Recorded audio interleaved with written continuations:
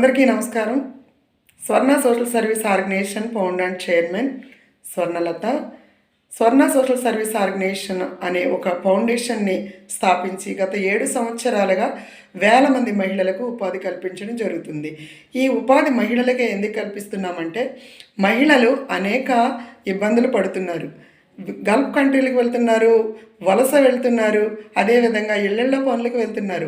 మహిళలు ఆర్థికంగా ఎదగాలని, మహిళల మనోభావాలు దెబ్బతినకుండా వారి కాళ్ళ మీద వాళ్ళు జీవించాలని, వారి కుటుంబ నిధులను వారు సమకూర్చుకోవాలని ఉమెన్ ఆర్గనైజేషన్ స్టార్ట్ చేసి 7 సంవత్సరాల క్రితం అనగా 2018లో ఒక సంస్థ స్థాపించి వేల మంది మహిళలకు స్వర్ణ ఫౌండేషన్ ద్వారా ఉపాధి కల్పించడం జరిగింది.